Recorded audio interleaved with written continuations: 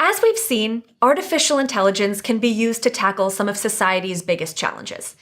However, as with any new technology, there are many unknowns, and it is imperative that we as citizens think critically about how AI is being used. To learn more about the ethical challenges posed by AI, we spoke with Stuart Russell, a professor of computer science at UC Berkeley and a co-author of the textbook on artificial intelligence, called Artificial Intelligence: A Modern Approach. Let's hear what Stuart has to say. Ethical AI is about making sure that the benefits outweigh the risks. And so when we talk about, for example, reducing the risks from the creation and deployment of autonomous weapons, that's not so much a matter of equity, but a matter of eliminating risks for everybody. So people who are not AI developers can still contribute to the development of ethical AI in several ways. Probably the most important is to educate yourself about AI, how and where it's used and how it might be affecting your life. And then the second thing is when you see unethical AI in operation, complain about it. It could be unethical use of information. For example, if you make a health query to a browser, it's not supposed to incorporate that information. But if you suddenly start seeing a lot of ads for products related to that health query, then you know that unethical use has been made of your information.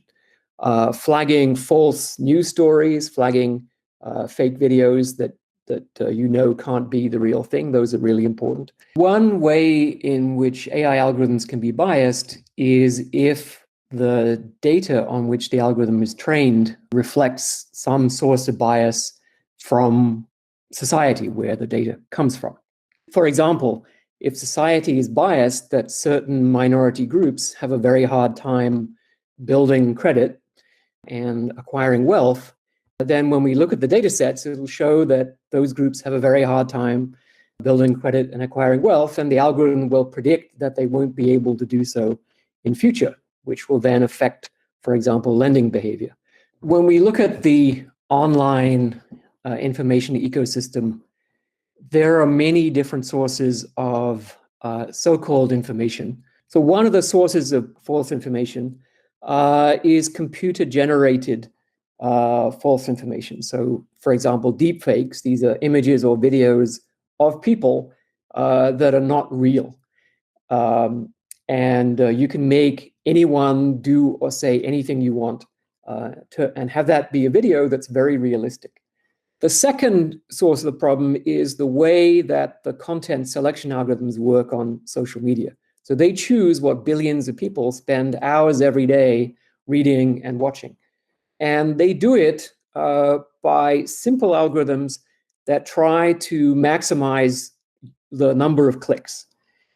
AI is potentially the most powerful technology that the human race has ever invented.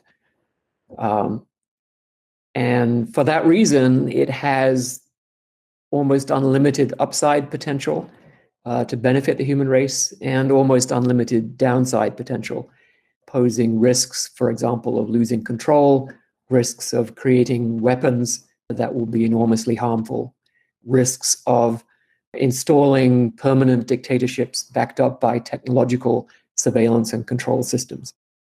I think there's a significant movement underway right now to understand that problem and to come up with solutions to actually change the way that we think about AI and the basic mathematical foundations on which we develop the technology so that we produce AI systems that are provably beneficial to human beings.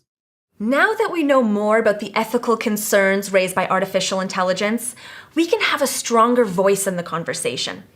It's up to all of us to stay engaged and aware in order to ensure that AI's impact is a positive one.